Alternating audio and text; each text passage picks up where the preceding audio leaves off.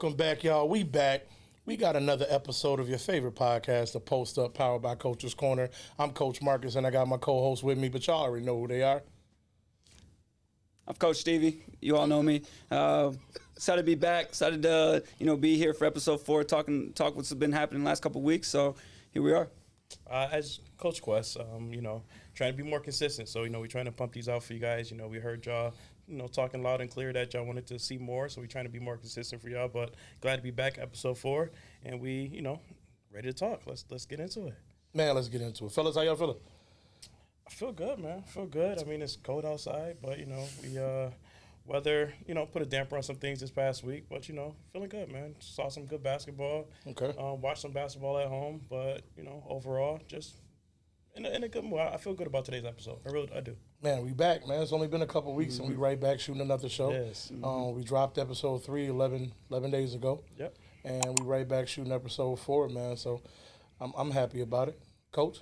Yeah, I can't complain. Making this final push for the end of the season, with league plays coming to an end, sectional starting, and just trying to get boys right, from practice standpoint, making sure that we're taking care of what we need to take care of, and try to play our best basketball coming down, and a lot of other teams are doing the same, so a lot of good things happening, but also a little bit of nerves too, just figuring out, okay, where people going to line, what's the sectional, tournament going to look like, are we going to go somewhere, are we going to potentially host? So just trying to figure out, make sure we're putting our boys in the right position possible.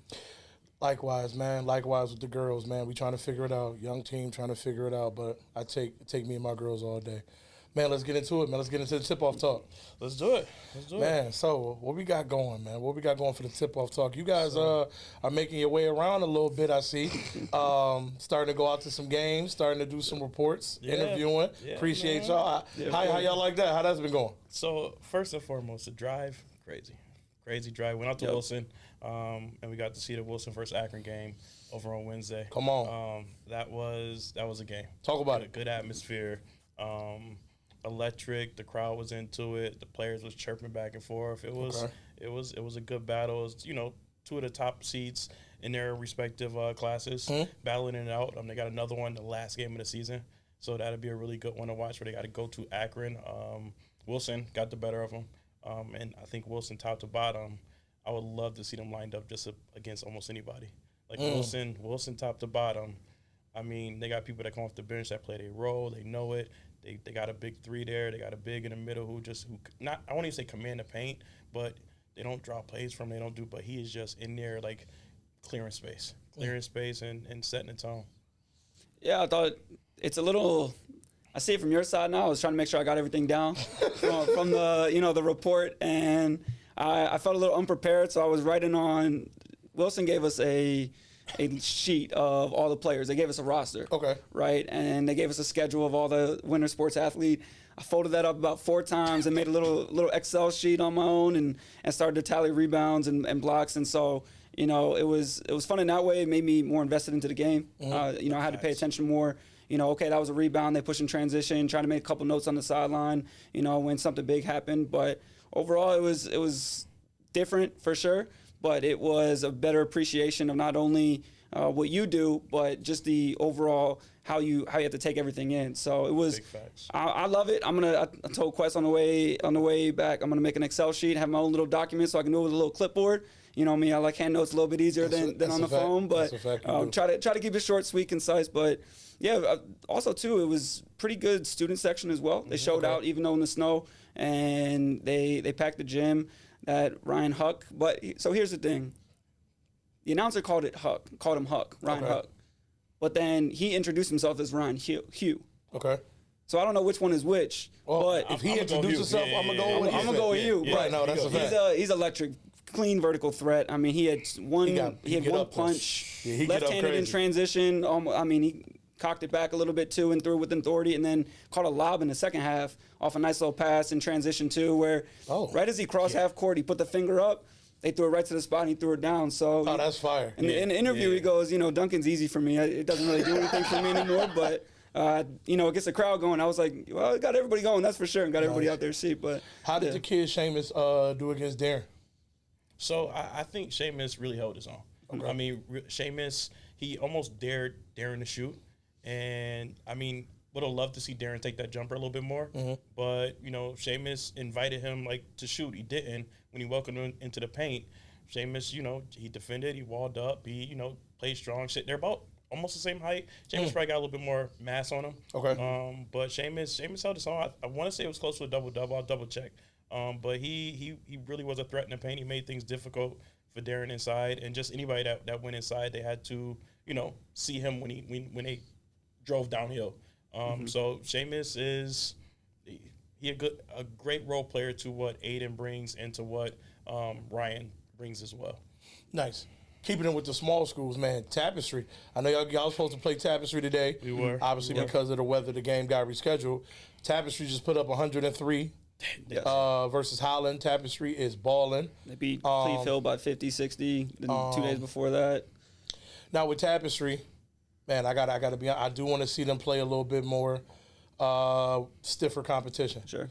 I believe that the schedule is helping, but I'm not taking nothing away from what they're doing. Not facts. But I'm mad that the global game got rescheduled because of weather. I wanted to see them against Global Concepts, and I think that might be the toughest game. I got to double back and look because they don't play Wilson or Akron until you have to see them playoff time. I got to pull it up right now. They got Cleveland coming up. They got Eden again. They got JFK. They got Global. Eden won't be an easy game. They played them pretty tough the first time. They do have Global, but this is the second one. I don't know when the makeup is for Global. So they got 2 versus Global. They should have 2 versus Global. Holland, and then they do got a game versus the Falls coming up, which is 2-12. I like that. Tapestry. I like that. That 2-12. That must be the end of the season game. Yeah, that's the last game of the season. Nah, that's nice. That's a good way to get ready for the playoffs. Yep. Be interesting if they're undefeated at that moment. How do they? Yeah. How they come out? The craziest thing is, I think, like you said before, we talked about on the pod before, like everybody contributes. I think no one on their team averages more than 12 points. Yeah, it's interesting with those group of guys. Like I watched Coach Mike. He literally subs 5 guys at a time, and everybody comes in and does their job. It's so you don't want to take nothing away. They're doing what they're supposed to be doing, and they're beating who's in front of them. They're playing their schedule in that sense. But you got Wilson as number 1 in the rankings, and then you got Tapestry at number 2 in the rankings. The only 2 undefeated teams left in Western New York. That's a fact. Our small schools. Our small schools, that's both something to be in said. B class and C class. Yeah, so that's something to be said. 11-0 for Tap, well, 12-0 I believe now, and then Wilson 13-0, and 29.9 point differential for Tapestry, 17.6 point differential as well. So it's not like they're just playing. They have some tough games, but at the end of the day, they're handling business as well. So excited to see. I know we talked about it. Episode 1, episode 2. It's a long season. Facts. Everyone could have an off night potentially. For sure. Do they remain undefeated by the end of the year? Any of those teams? I don't think so because I don't think Tapestry do. You got the Falls in there. You got Global in there. You still got Eden coming up, and I don't think they have enough to beat the Falls. The Falls, even though I know their record, but they're playing tough teams in general. So I don't think Tapestry remains undefeated. It'd be interesting to see. I know they want their respect. Kids get on me all the time. They say I don't talk about them enough, but. So no, I don't think they remain undefeated. Wilson, that's tough because I think Akron will make adjustments. They really got a strong coaching staff. And like he said, if the big is going to dare Darren and shoot, I've seen the film. He has been able to should have shot it more. So I think those adjustments that they would make, and that'd be an interesting game. So I'm going to say no, neither team would finish undefeated. It's just tough. But we'll look to see what it looks like. And they got another one versus Medina as well. Yeah. So, I mean, they got Newport is on here. Wilson handled Medina pretty easy. Or are you talking about Tapestry got Medina? No, Wilson. Yeah, they handled them pretty easily the first go around. You did, yeah, 21. Yeah, so I don't know about that one, but I think that Akron game will be interesting right there. And then they playing in a center court class. So they playing Newport. So I mean, that'd be a test. That'll be a test. I want to say more so because I'll be surprised to see how effective Seamus is. He should go off. With those guys that get up and down. Newport struggles size-wise, but I saw that against North Tonawanda, but they did come back. They did the second time and beat North Tonawanda. Great put the team on the back. I'm going to say he had 30. So that's going to be that'd be a good game. Shout out to Chad over at Center Court with his event coming up. No, that's dope. Yeah, a lot of good matchups too. I know we'll get into those. Big games of the week. That's next week. 130 and 131. So talk about that, but. You mentioned the Falls, and you mentioned how they play a tough schedule. and it maybe lead to, there's been a couple people, some rumor mill going around saying, you know, the rankings aren't justified. Some schools shouldn't be on there. Some schools a little bit higher, a little bit lower. So, you know, the floor is yours. Please, Tip Off Talk. Where are these rankings coming from? First things first. This is my camera. Okay. First things first. I do more research than everybody that's making a comment, and if you challenge me on that, please step forward. I'm not hard to find. I'm at the games. I don't sit off on the side. I'm in the stands. You can, if you're gonna come to me with facts, not emotion. That's number one, because there's not nobody in this city that does more research than me, and I'm gonna take that claim. Anybody want to step to it, we can go ahead and get it on. That's number one, especially the ones that's in my comments complaining. Let's make sure we get that out the way. I'm at the games. Feel free to pull up and have a conversation. Now back to what you were saying. When we sit there and we talk about the rankings, man, the rankings don't come out of thin air. I know people like to think they do. Sure. They don't come out of thin air. When I talk about the rankings, man, we're looking at strength of schedule. Who you play matters, and we'll get into that, right? This is just my vantage point, right? And I'm gonna see what y'all think as well. I believe who you play matters. You got to have a strength of schedule. What good does it do? And we do it in every facet. Like the same people that have a problem with it would do it in any other sports, right? Sure. When you see things in like the rankings where if you're seeing, they ain't played nobody yet. Oh, they got to schedule. Like Pittsburgh Steelers a couple years ago was undefeated, and everybody, they're not playing nobody. They're not playing nobody. Well, strength of schedule then matters. We can't then flip it because it comes to your son, nephew, niece, whatever the case may be, right? So strength of schedule matters. How are you playing at the moment? Win-loss record. That all those things come into play. Common opponents amongst the teams above. Who beat who? When did you beat them? If you beat them in the first week of the season, that's totally different than week 7 of the season. You done got more practices under your belt. You didn't play more competition in that sense. So the rankings just don't come out of thin air. The problem was people was upset because I had St. Joe's at number 1. And then we're going to get into Coach over here. Coach over here had a problem with my rankings last week. So it's funny because I get it from in all facets, right? So I had Joe's at number 1. You had some people that took offense to me having Joe's at number 1. But at the time, putting Joe's number 1, they had beat Nichols. They had beat Canisius. They had beat the Falls. They played the toughest strength of schedule at that moment. They beat everybody that was ranked. You got Health Science, who they lost to. Health, some people at Health. This has nothing to do with the coaches or anything like that. These are fans. The fans and stuff like that had a problem because they felt Health had a better record. And on top of them having a better record, they beat them.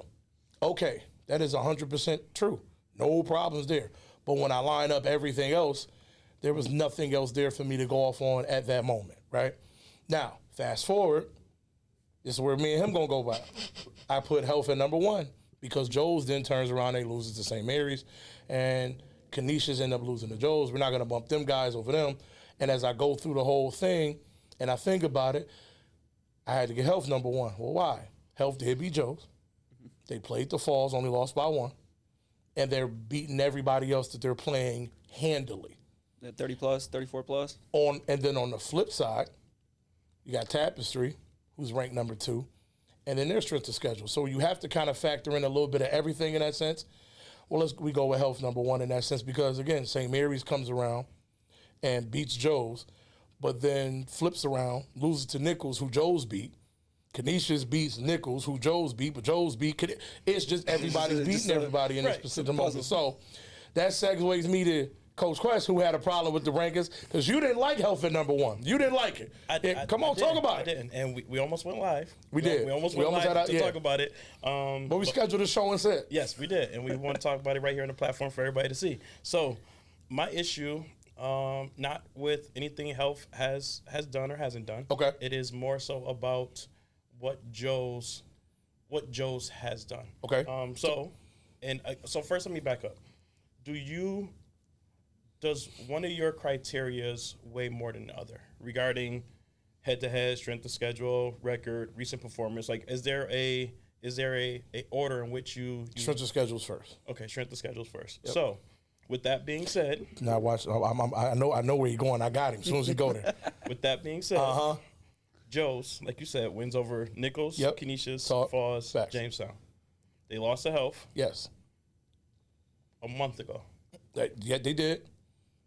They won 10 of their last 11 games. They did. And in that span, they beat 3 of the teams that you have ranked in the large school top 10. Fair. So, with that being said, now going to Health, who, yes, they had the 1-point loss to Niagara Falls. Yep. They're 1-1 versus your top 10. And Joe's is 4-2 versus your top 10. Yep. So, based off of strength of schedule, who they played, why wouldn't you feel like Joe's would be over Health Science? Granted, you got to play the schedule that's in front of you. Oh, I got you. I have the answer to that. I'm going to let you. And the reason I do is because, as I stated before, don't nobody do more research than me in this sit right here. Let's make sure we understand that. But now, reason I say that is because, as much as I preach about the strength of schedule, they have that strength of schedule and Health still went on to beat them. So how much the strength of schedule matter when you playing all these tough teams and I beat you? That's a testament, and by double digits. So that is a testament to, regardless of strength of schedule, I can play with anybody in the area, line them up, right? So we can't get mad at them. And I had to sit back and look at that myself. We can't get mad about who they not playing when they're lining everybody up. The back half of their schedule, when I looked at it, does get tougher. It does. Yep. And the team that has the best strength of schedule, they beat. To you say. And also, and again, this is the hypotheticals when we spoke and we talk. You say, with JJ, that's a different outcome. Yes.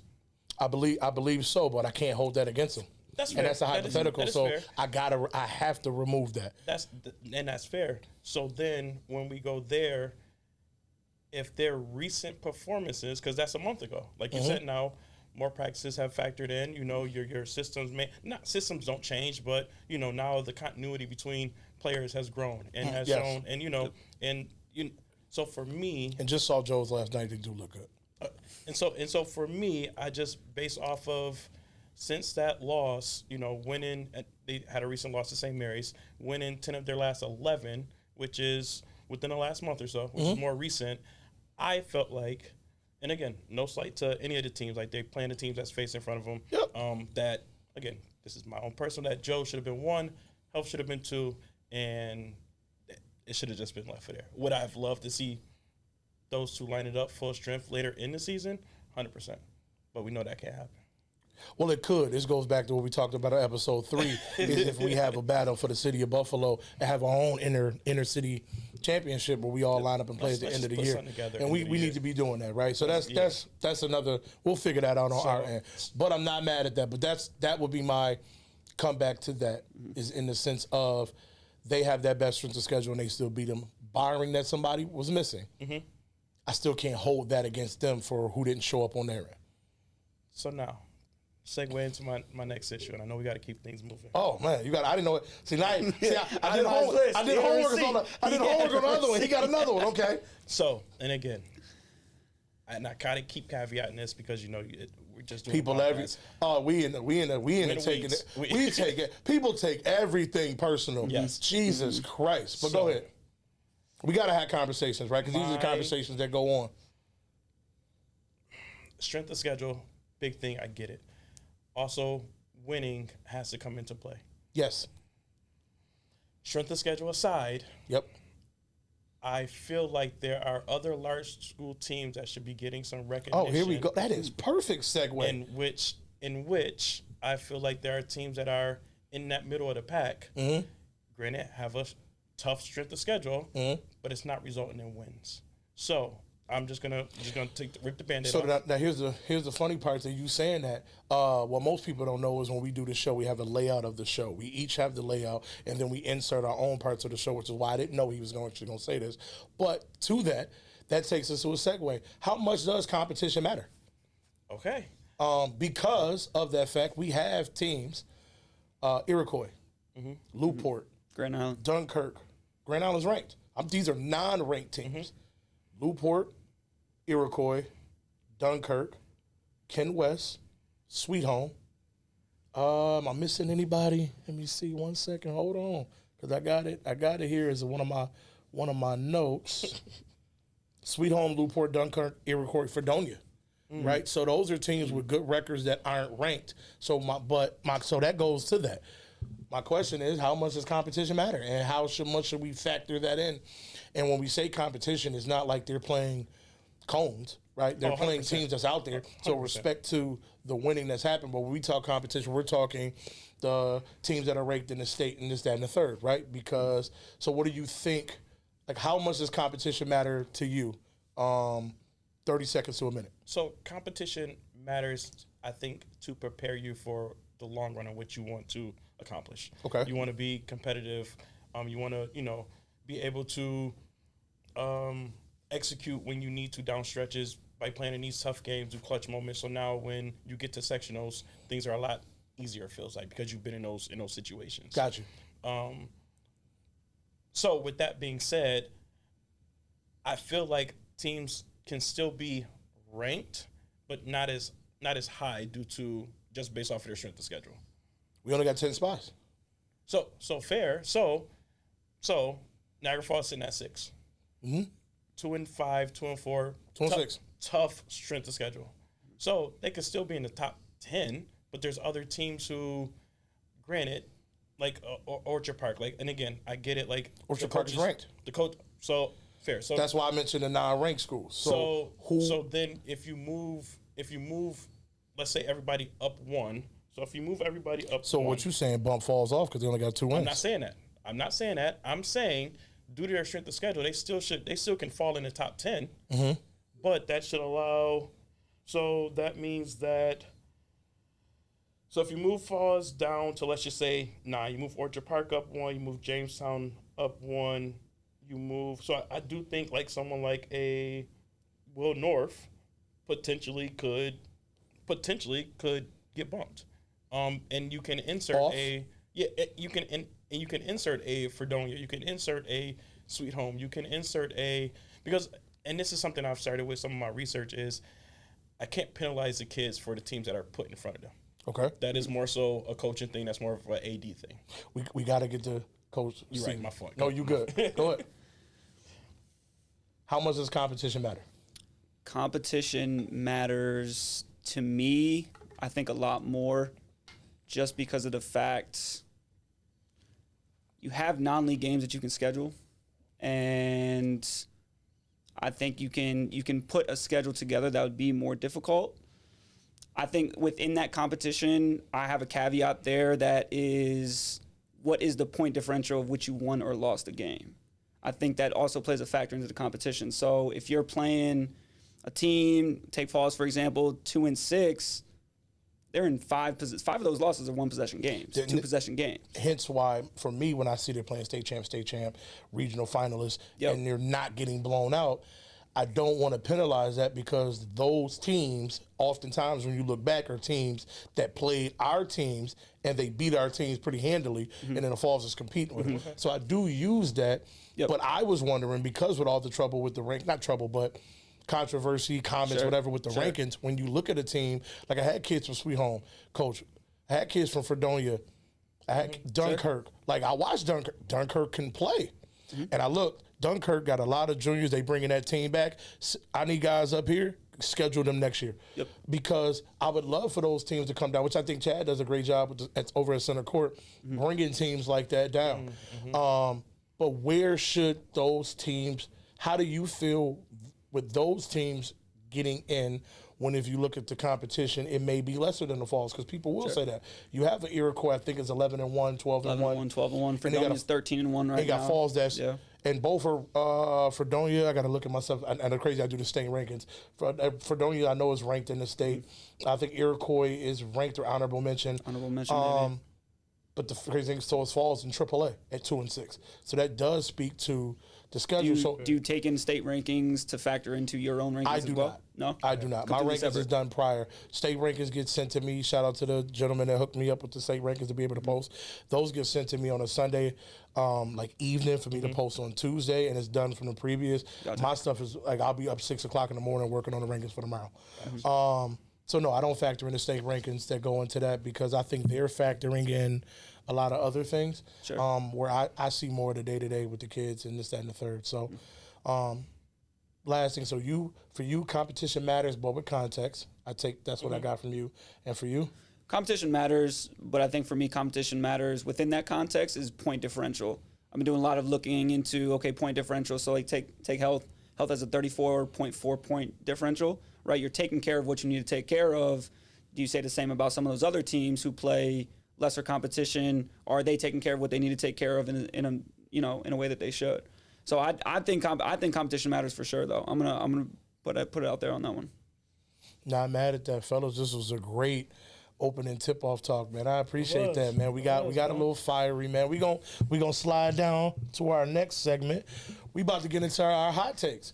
Get into some hot takes, man. I'm gonna start it off with one. I got a hot take. Can you win POY with a team with a subpar record? I say no, and but I'm interested to see what you guys think. I say no because I do think winning matters, and we can't reward What do you consider subpar record, though?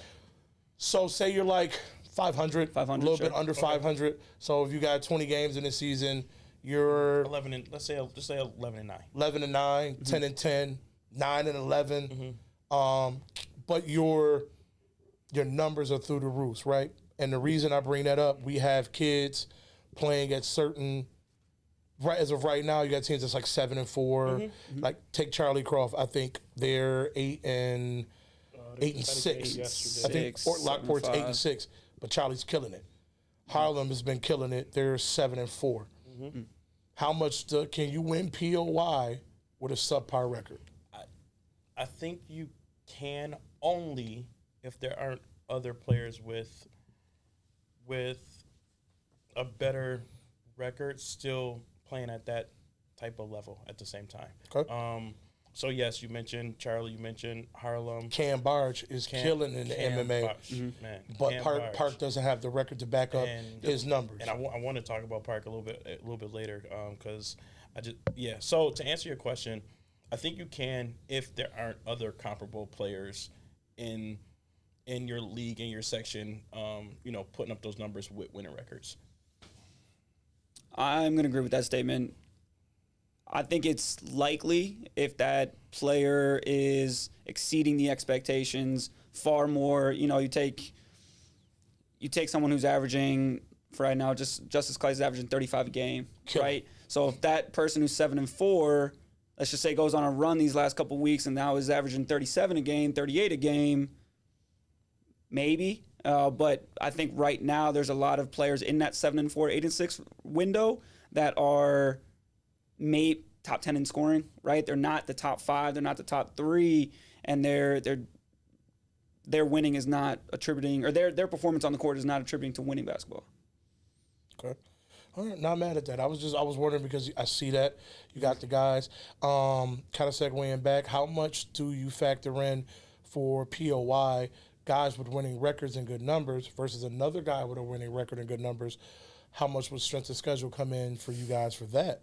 So for me, because I got killed last year from a lot of people. I want to see how you stack up against like competition. Are you are you only performing when you have those lesser opponents, or are you still performing? Maybe your numbers may not be, to your average, maybe a couple points under, but understanding you're playing against tougher competition who is now probably properly scheming against you to make things more difficult. Gotcha. Or are you taking 25, 30 shots to just, get your numbers? Or is it coming within the context of the flow of the offense? Yes. Gotcha. So Nichols, St. Mary's goes out and beats St. Joe's. Then Nichols beat St. Mary's back-to-back and looked pretty good. Nichols beat O'Hara very handily. So Nichols is coming off back-to-back back victories. Will Nichols get revenge on St. Joe's and Canisius upcoming? I'm going to say no. Only because, yes, Nichols is coming off of, those wins, but also at the same time, St. Joe's is, as stated previously, has won 10 of their last 11. But also we're getting into, like, the rubber matches of most teams, which is, after we discuss this, something I want to bring up to y'all in regards to into that. But for me, I think I could see them potentially splitting. But I think the Joe's one may be a little bit tougher, at least in my eyes, than the Canisius game. Than the Canisius game, just based off of how Joe's is playing right now. Gotcha. Yeah, I think they're going to split as well. Both groups. I think Nichols is going to split one of the games between St. Joe's and Canisius.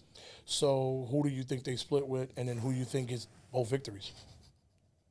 Because right now Nichols has lost to both. Yep. So do Nichols beat Canisius next time, or do they beat Joe's next time? You said you split with one. Which one? I think they split with Joe's because that game went to OT. It did. Came down to the last possession. So I believe that scout would probably be a little bit easier to kind of see where the last couple possessions went versus, correct me if I'm wrong, with the game against Canisius, it was more of a 10-plus victory. Yep. And I can see Canisius doing that again, but I think they split with St. Joe's, but I think Canisius gets them twice. Nice. Coach, you up with the hot take? Yeah, so I wanted to know, at least to you guys, how important are adjustments in league play when you face teams the second time around? Is it more so minor tweaks? Is it, are you putting in new sets? Are you changing up your pressures? Is it more of a player thing? Is it a coach-led thing? How do you feel about that? So for me, and I can go from experience here playing in the MMA, last year. So last year we played, our biggest competition was St. Mary's, and we kind of knew that coming into the game. We played them twice in the regular season, and we knew we would see him in the championship. So my thing was, yes, I want to win, but I know that I'm going to see you in the chip. Like, I'm scheming for later, right? I'll come with something on what I think will work, see what works. We played zone the first 2 games of the regular season. So that way, when it got down to, and never played man not one time, and then for them to play in that way, and then in the playoffs, we came out and we played man, and we had a whole different game plan for that. So for me, the adjustments is super minor. I like to hold certain things back for the championship and then tweak it like there. So try to make sure, I like to try to coach against myself, if that kind of makes sense. What adjustments would I make? What would I do? And play that mind game. Does it always work? No, but that's what I like to do with the league, with those league games. Yeah, I coached against myself 3 years ago now, playing the Star Point. It was a chance to go to sectionals. It was a chance to go to Buff State and played man, playing well, cool. So, you know what? It was timeout. I think we're up 1. Called timeout, went 3-2. Just to show a different look. Got on the court. My guys weren't lined up properly. They had it set up to where they put someone in the corner, inbound pass, because my guy wasn't slide over properly to shade the corner pass until he wasn't in the lane. Right to the corner. Trey Ball knocked it down. Now my question is, had y'all ran 3-2 consistently throughout the year? We had it was, but we hadn't ran it at all in the game, in that game. But we had ran it at some point throughout the year, like not consistently, but it was a couple times throughout the year. So yes. That's where I would say sometimes coach it against yourself. Don't get out of what you typically do. So for us, it was the zones and then going to man. We play every other team in man. We just didn't play them in man. So when we switched to go to man there, that's our basic man-to-man principles with slight adjustments that we did from last year that helped us in that sense. So I wouldn't do something that we typically wouldn't do for that sake alone. I lost a championship like that before, AAU, trying to do something that we never did before, and that just didn't go well. So, Coach, how do you feel about that? What do you say about making those in-game adjustments in league play? It's tough for me just because league points mean so much. And we don't see in the MMA when it comes to Section 6 basketball, we won't see some of these teams in playoffs because of the fact that they're in different classes, they're in different sections. And so when I look at, we're facing a team twice around, okay, we have a chance to secure some points here. That may give us a home court advantage when we play in sectionals in 3-4 weeks.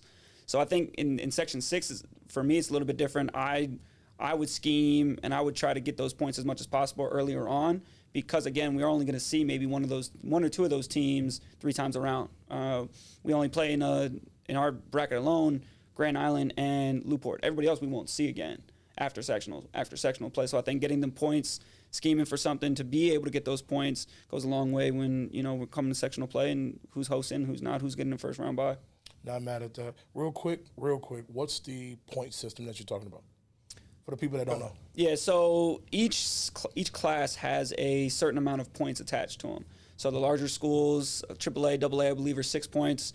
The A's are 5 points, and then it kind of goes down 4 when it comes to B, C, and D. Gotcha. So if you're playing a team that is of similar class size to you, so similar class size, you just get those points straight up. Gotcha. Right? So if we play Grand Island, we beat Grand Island, we'll get 5 points. Same way if Grand Island goes down to play another A-class team or goes to play Newport, they receive 5 points. If we play a larger school, we now get the points of that school. Like a Ken West. Ken West, North Tonawanda. If we beat them, we're now at 6 points. Gotcha. And so then what it does is they put it all into a system. They take your league record and they divide it by your points that you've earned in the season, and they give you an average. And then that average is determined by your position for sectional play. Gotcha. So there's some teams who may have 25 points or whatever the case may be. They may be 4-8 in league, but it's because of the fact that those 4 wins were against maybe bigger schools, but they still had eight losses in league, and so their point system, their average, is maybe a little bit lower than a team that didn't play those bigger schools. Got it. So again, it goes back to, it all revolves, funny enough, revolves around, again, strength of schedule, scheduling bigger schools, scheduling smaller schools on your schedule, but same class size, you get the same amount of points. Bigger class size, you get the points that are of that school, and then I believe smaller class size is the lower. You would get the points of that school as well. So, Gotcha. but also to quickly piggyback off that is you don't get points for non-league games. You only Right. get points for your league. So ECIC only gets points for when they play against other ECIC teams that are in like ECIC 2. So for us, when we play NFL teams, we only get points when we play NFL teams. So yeah, it's based off of your league play is the only way that you can technically earn points. Bet. All right, fellas, we got to switch up, man. It's time to move on. Good job on the hot takes. Now everybody's favorite segment of the show, Bucket or Brick. Yes, sir. Listen, man. So Bucket or Brick, man. We had some kids that sent out. We did a little poll Yes, to get some yes. questions coming out. So, will Sebeleski, will he be MMA POY averaging a double-double? Bucket or Brick? St. Mary's. I'm gonna say Brick. I just think he'll be in contention. I think it'll come down to him and maybe 1 or 2 other people, but I'm gonna say Brick. I'll take the Bucket on that one. They're middle of the pack right now from a record standpoint. I think they could pick up a couple more wins. It's tough to have double-double regardless, and so for someone to play at that level in the MMA consistently, I think if he can continue this level all the way through the end of the season, it'll be a Bucket POY. I'm going to say Brick only because they lost to Nichols twice, and I think Trey Palfrey. Get the head-to-head matchup. Yeah, with the head-to-head matchup, I think that's going to come back to bite him. But Will is averaging a double-double, and shout out to him. But I think Brick because of the losses to St. Mary's. Had somebody else reach out. Had a coach reach out. Okay. Nice. Is St. Joe's the best defensive team in the area, Bucket or Brick? Best defensive team. I'm gonna say Brick only because I'm gonna just take the field. I'm gonna just take there's 70 other schools, in strictly MMA or just in Western New York. No, in the area. In the area, I'm gonna say Brick. I'm gonna take the field. I'm gonna take the field on that one. That's a tall task. I'll take Bucket on that one. I think I'll take Bucket just because I got to see it up close and personal. Okay. And you have an on-ball defender. You have 3 really, really talented on-ball defenders in G4, JJ, and Landon. You have 2 really big forces in the paint that kind of take away everything in that sense. And they have a couple guys that come in off the bench too. So you get to be able to rotate a lot of guys that way and make the adjustments they're able to make and play gaps and get out in transition. I'll take Bucket. I like what I've seen so far. I'm going to have to go Brick on that one. I think they're one of the top 5. But I think Health has a multitude of defenders. And get to a Health game. And then in that game that they played, they really defended St. Joe's very well. So I'm gonna say Brick on that one. Okay. Coach Quest, what you got? All right. Orchard Park can beat any MMA school on a neutral floor. Say that one more time. Orchard Park can beat any MMA school on a neutral floor.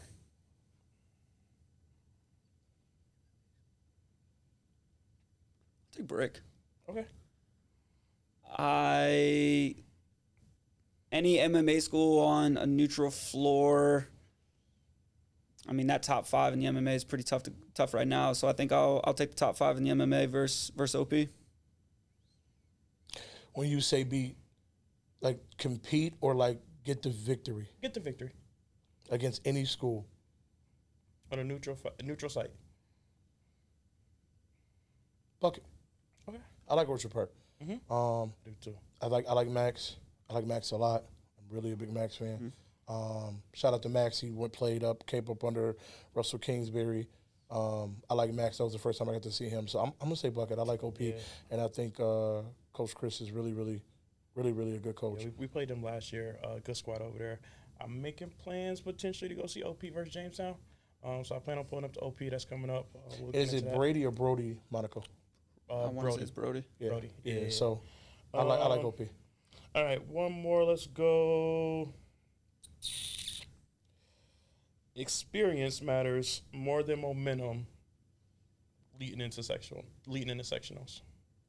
Experience matters more than momentum leading into sectionals. That's a bucket. Experience means everything. And the reason I say that, upstate is really a different animal. I've had the opportunity over the last 3 years to watch kids. I don't want to say fold because it's like it's tough, but for lack of better words, like fold under that pressure of the entire city. You have people that don't come out to watch games until Buff State. So Buff State can be packed. Student section is packed all the way around. I was at the Will South Amherst game for the last couple years, Battle of Main Street at Buff State. And they pack it all the way to the top too. This is what I'm saying. Like it gets crazy. I was there for health when they played. I went to Niagara Falls, and like that stuff that's different. So I'm gonna say experience matter because playing on that floor, it's a college floor. The 3-point line is different. Experience matters. I'm gonna say bucket. Yeah, I'm gonna go bucket as well. I mean, similar to what you just said there. Knowing how to get the job done come sectional time, come playoff time is super important. And I don't know if many teams have that experience outside the ones that have been there. Because even, just walking in, the lights are brighter, right? You have a lot more, people and different, even just like the simple stuff of walking through. You're in the college locker room, right? And and what does that nerves look like for you? So I think experience and just kind of, act like you've been there before goes a long way. So I'm gonna say bucket. Coach, you're up. For me, I got 2 for you all. We just talked about defense, so I'll go bucket or brick. Playing defense is harder than staying disciplined on offense. Oh, wow. Playing defense is harder than staying disciplined on offense. I'm going to say brick. Kids cannot stay disciplined on offense at all. And the ones that do is a testament to the coach. It is very difficult. I am not, and I'm not saying kids are out here defending because I see more zone than anything in the area over the last that I've seen. Right. But when I say it is, I'm watching sets, and you can see that kids are they get through the first action and it's over, and you're like, oh no, but it was here come the down screen. You rushed it. So I'm gonna say brick. As a coach and knowing this, I'm gonna say brick. Just like you said, like you get to one action if you're lucky. If you're lucky, that second action, good luck. Right. And so and part of it is, and we do it often, is we try to find things that are simplistic, but that we feel like can get us a look. Because once you get to third, fourth, forget about it. So if it's not the first or second, scrap it and, hope you got a playmaker. I'm going to say most teams in the area run circle. How many times do they get through the second pass? No. You get the first pass, the screen away, the curl. If that guy don't get there, when that ball goes to the reverse, he taking off. Good luck on the reverse. Good luck with that one. So we both got brick on that one, Coach. Second one is we've seen a couple buzzer beaters here last couple weeks, right? And so my question for you both is bucket or brick. Last shot for the win is taken by your best player over your hot hand. So again, bucket or brick, your last shot to win a ball game is taken by your best player over the hot hand in that game. So can I get a little context? What's my hot hand shooting? Ooh, I didn't even think about that one. Nah, no context. No context? Okay. No context. So last shot, let's just say you're down 1, 10 seconds left. Your best player is taking the shot over your hot hand. Bucket or brick? I'm gonna go with my best player. So that Because bucket. Bucket. Only because it sounds as if like something got to be drawn up from my hot hand to get one, as opposed to me being able to give it to my best player and knowing, like, you know, depending on the play work or not, it break down. If they're a playmaker, like, they can at least get to the line and attack and get me a bucket. So I'm gonna go bucket. I'm the coach. You're the coach. It's going to my best player. We're clearing out. We're playing 2-man game on the strong side for my best player to be able to get to his shot or kick to the guy that has a strong hand.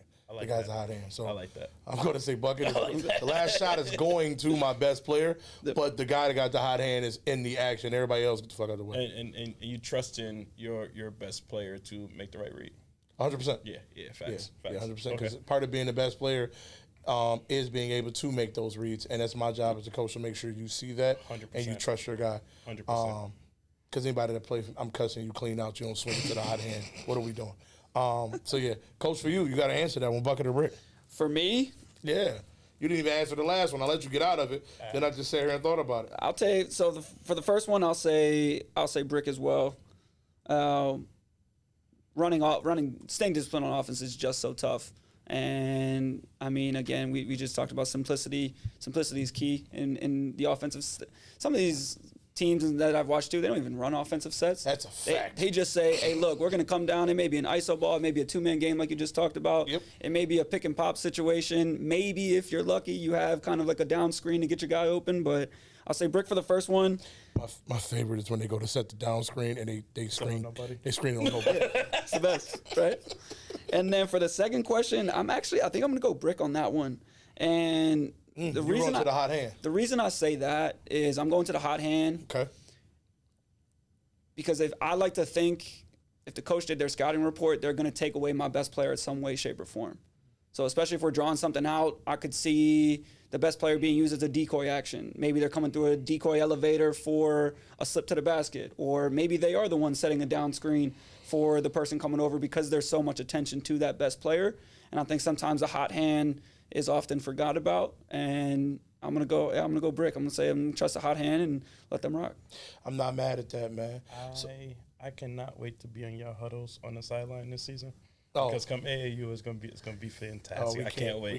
We can't wait, man. Shout out to my boys over at 716 United. Shout out to my boys over at the unit. Yes, sir. We done came together. Two cities rocking as one. Y'all know the vibes, man. Come out, find that trial info. You heard? All right, so fellas, that wraps up our bucket or brick segment. We're gonna move on to our Rising Stars segment. Let's do it. Couple guys, man. Blake Kemper. Is it Blake Kemp? Kemp over at St. Mary's. Shooter. Went crazy. Had 6 straight balls. That's how St. Mary's beat St. Joe's. He's been playing pretty solid all season. Yep. So I want to shout out to him. I want to shout out Brady Cons again. Okay. I mean, he is hooping. Shout out to him over at Will T2 and East. 3 points made. Yep. And then listen, I need a shootout between him and Kobe Jenko over there at Eaton. Yep. You can throw in Wilkie too in the 3-point shootout as well. Might as well just throw in the little Barnwell as well. In that case, you might as well. Yeah, you got to put in. Yeah. I mean, listen. We gonna get to my loop point shooters, man. I love those boys, man. Them boys can light it up. But Kobe and Brady have been lighting it clean up. And it's funny because remember when we first talked about Brady and we didn't give him his respect as one of the best shooters in Western New York. Then all of a sudden he started lighting it up. Facts. Turn around. I think Kobe took it a little personal there. We didn't mention him because then all of a sudden I keep seeing he broke his own 3-point record, 6 threes, 7 threes. Yeah. My bad, Kobe. No beef. Listen, you got a shooter out there eating. His name is Kobe Jenko. So, Jenko, I ain't mad about that. So, would love to see a 3-point shootout with those guys. Those are the guys that I got. The funny thing about that is, so after our game versus Grand Island, or maybe before our game versus Grand Island, Dane Brown, he said, I watched the pod. I heard y'all. Oh, he heard me. I wasn't being consistent. So, with that being said, this dude we got some consistency. has been on a tear. So Has he since, now? Since that game, I mean, since that conversation, he had 25, 33, 23, 27, 24, 34, 22, 22. You saying I owe him? Cause you said you said I owe him an apology. Is this what you trying to say? My man came up to us. He said, "I watched the pod. I heard the noise. Heard it. I'm being more consistent." No, that's a fact. Listen, when we call you guys out, it's all in love because we see the talent. Dane, Facts. way to respond to the bill, my boy.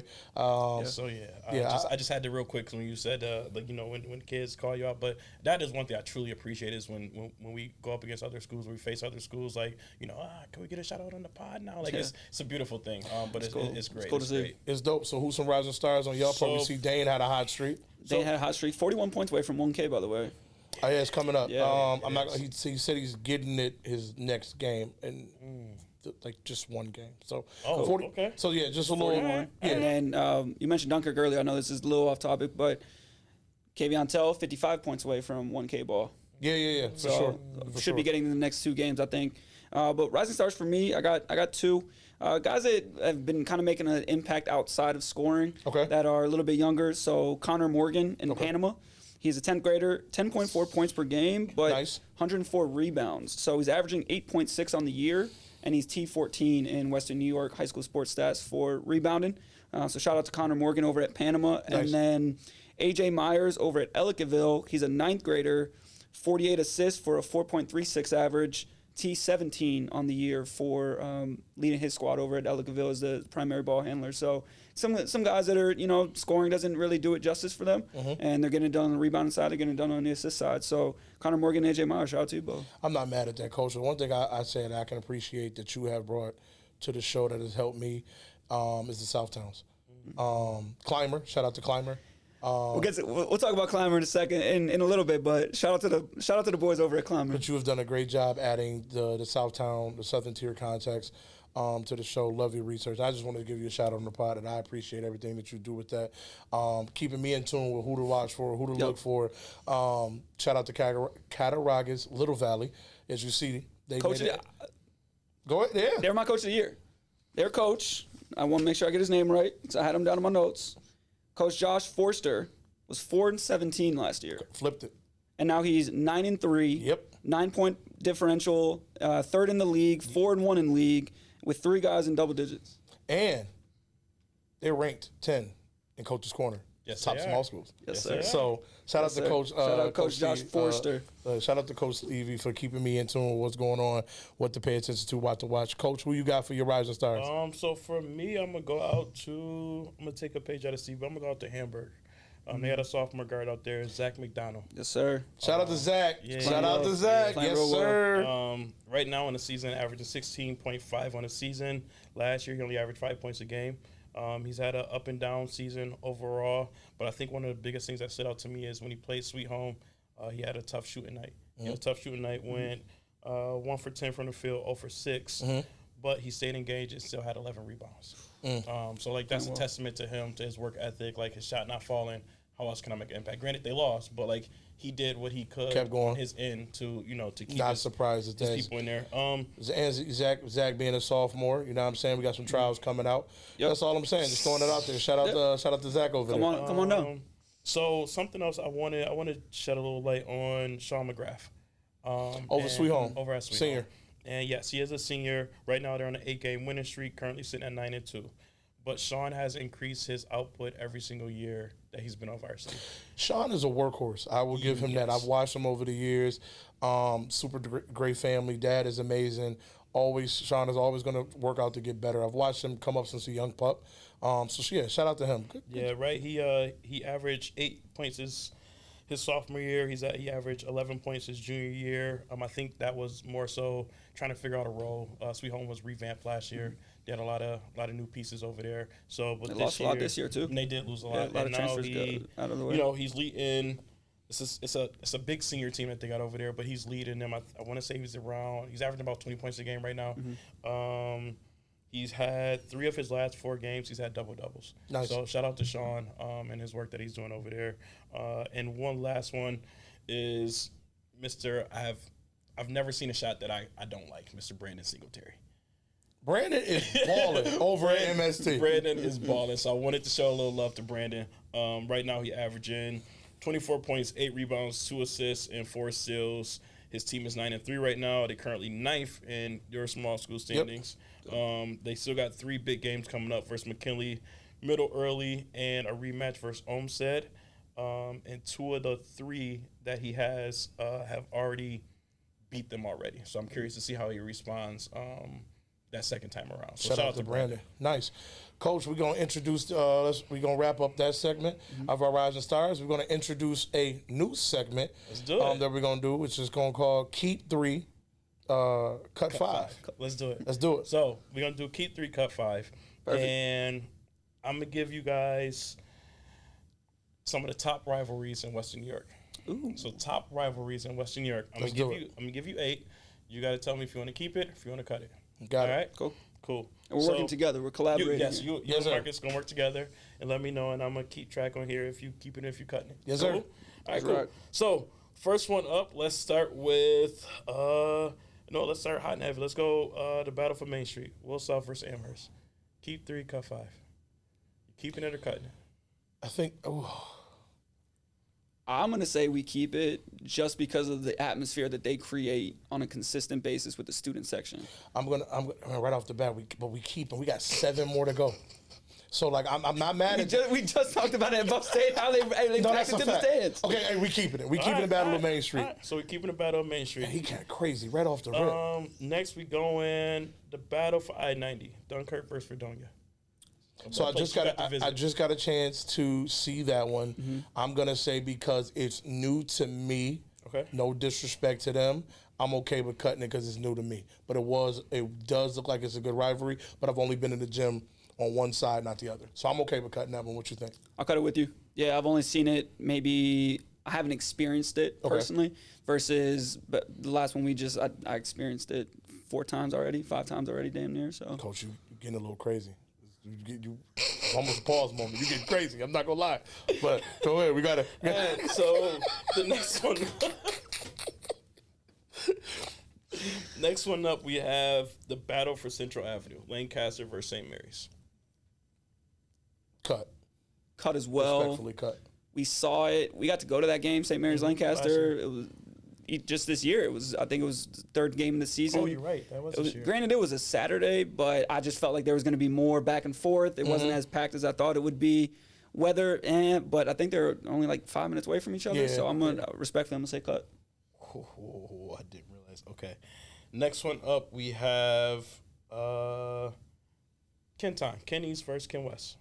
Cut. Ken East hasn't been as competitive as I'd like them to be in that rivalry. And I think Ken West has dominated it the last 4 or 5 years. Yeah, that's one of them situations where I would insert. You're my big game. I'm not yours. So so I'm gonna respectfully cut. Let's shake things up. St. Joe's and Canisius. Keep. So that's one of the longest rivalries in Western New York. From the fans to they all get into it. They go back and forth. The themes. I know the Rowdies actually practice. Like my son went there. Yeah. The Rowdies have their own practice where they practice chants. They practice. Crazy. Yeah, and listen, and the Rowdies are my favorite. Like I mean, my son knows that. They trolled him when he was when Timon played Joe's. Hey, coach's corner, your son. I love it. So I'm gonna say keep as well. I'm with you on that one. Let's go Akron versus Wilson. I'm cool with cutting because how many? What is that? This is 7. This is 1, 2, 3, 4. This is number 6. Yeah. Number 6. So I think we cut because we still got some stuff out there. Yeah, and if I think he's gonna put the one that I think he's gonna put out there, yeah, that's what I'm saying. So I'm cool with we're cut. We're gonna cut Wilson Akron. Yep. So that whatever we have left is, or no, we got 2 left. Yeah, we got 2 left. We got 1 spot. I'm gonna cut Wilson Akron. Because it's some stuff out there. So. Right now, you have Kep St. Joe's versus Canisius. Mm-hmm. You have Kep Wilsouth versus Amherst. Uh-huh. You have cut Dunkirk versus Fredonia. Mm-hmm. You have cut Ken East versus Ken West. You have cut Akron versus Wilson. And you have cut Lancaster versus St. Mary's. Mm-hmm. Yep. Next up, we are going to go Health Science versus the Falls. Oh, y'all thought this was going to be easy? I ain't going to lie, because I know what's left. I think you and I both No, know. I know what's left. Oh, that sucks.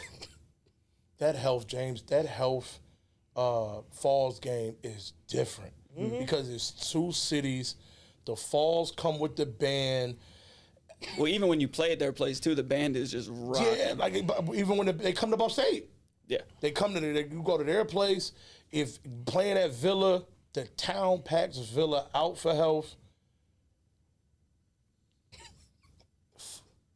Screw you, Quest. I gotta say keep. And I hate to cut the next one because I love it. And I know what's next. He's a jerk. We keep it because He's a jerk. We keep it. We're gonna keep it. So What do we cut? What do we cut? I know what we cut. No, he is a jerk. quick last recap. We kept St. Joe's versus Canisius. We kept Will Self versus Amherst. This guy. You kept Health versus Falls. You cut Lancaster versus St. Mary's. You cut Akron versus Wilson. You cut Ken West versus Ken East. You cut Dunkirk versus Fredonia. Your final cut is the Battle of the Charters, CSAT versus TAP. That's tough. Yeah, listen, that sucks. When I tell you that is HBCU all day, they pack those schools out. So shout out to that rivalry. I can't wait to see you guys play when you make up the game. Screw you, Quest. Screw you. Yeah, that was a good Hey, man, that's a fun new segment, man. I think we're going to add that to the show consistently. Fellas, it's time for us to wrap it on up. Let's do Get it. to our final buzzer. Let's start off with shout out to we got some milestones that I want to talk about. Some guys that did achieve some milestones. Shout out to my boy Charlie Croft. Shout out, Charlie. Charlie has become Lockport's all-time leading scorer. So he's the all-time leading scorer. Shout out to him over there at Lockport.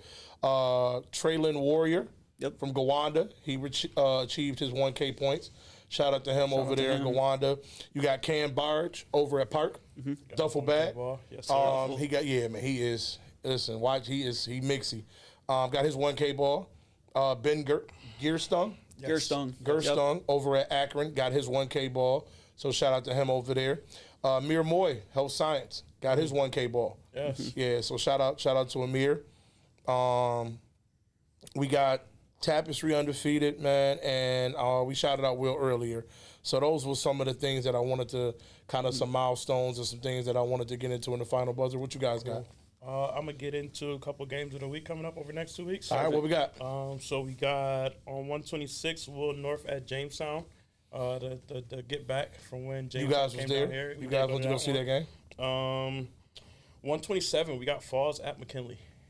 Nice. That'll be a good one. Nice. 127, we have Sherman at Clymer. Let's go. Listen, Clymer's playing well. Sherman's playing well. Sherman's ranked in the state. Yep. Battle for top of the D-class standings. Yeah. So that's going to be a really, really good game. Clymer's 7-0 in league right now. They're playing really good ball. Sherman's T2 right now behind Forestville. So it's unfortunately we play at the same time, or else I'd be done there. So real quick, I tapped into that game last night. They had a game versus Westfield. Okay. So Braylon Swanson hit a D3 with a minute left from Westfield. Yep. Gives Westfield a 1-point lead. After a timeout, Sherman drove up sideline out of bounds play to get their wing, Jacob Fernando, to a spot. Drop step, gave Sherman a 1-point lead. Hit the basket. So 20 seconds left. Westfield advances the ball, calls timeout.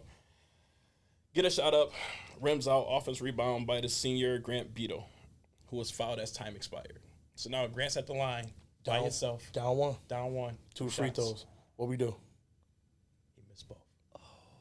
He missed both. It's tough. That is tough. So I caught the game probably with 2 minutes left, and I was like, let me finish. And that is tough. I mean, it was him and his butt. So yeah, that was tough. We got Canisius St. Mary's 127. Nice. We got Newport at Grand Island, which potentially has first place implications on 129. For sure. Tap versus Eden on 130. That'd be good. OP versus Joe's 130. Health versus Canisius 131. Jamestown versus Nichols, and then Joe's versus Nichols on 2-3. Nice. So, Coach, what you got for the final buzzer? Final buzzer for me is we talked about Sabluski already, but there's a couple other guys that are on double watch for this year. So I want to make sure we give them the love.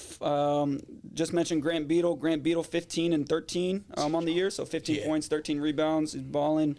Darren Brooks from Akron, 19.5 points per game, 12.15 rebounds per game. Facts. Jack Giancola, North Tonawanda, 17 and 10 on the points and rebounds game. Shout out to North Tonawanda, man. And they put then together this season. TJ Domino from Iroquois, 10.7, 10.8 rebounds per game. And then Sabluski, we mentioned 16.9 and 11. So 5 guys right now currently in double-double watch. Excited to see if that carries over to the last half of the season. Man, guys, what are you looking forward to, man? We got a couple minutes left in our final buzzer. Is there anything that you're looking forward to as we start to round this out?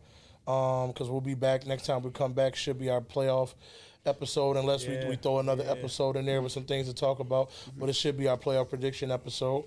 But what is some things you're looking forward to over the next few weeks? One of the things that I think I just mentioned earlier is just really how teams handle that second game around the second time. Seeing how that rubber match ends up battling out. It's a lot of good matchups coming up next weekend that I'm excited to go check out.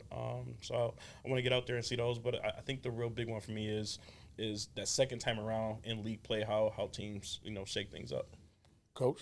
Yeah, I think for me it's just seeing where sectional seedings kind of end up and where certain teams are going to earn their points, where certain teams are not going to earn their points, who's going to have that first-round bye, and, what does that look like for home court advantage, a team who has a bad overall record, but maybe they were really good in league play. Do they get an easier run into it because they get the first-round bye? So for me, just looking at the seedings and kind of seeing who goes where and who finishes in what part of the four playoffs. Fellas, man, appreciate y'all, man. We got another episode up under our belts, man. Yes, Once sir. again, as Coach, I'm going to let Coach Quest say it, man. What we do here? Hey, we just some coaches talking basketball.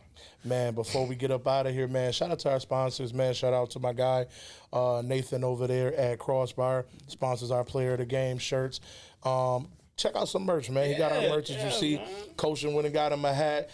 Check out the website, man. We're going to have the website right here. You know what I'm saying? Check out the website. Go to apparel store. Support Coach's Corner, man. Shout out to Tony over at Empire Electric, who continues to always show love to the pod, show love to the program.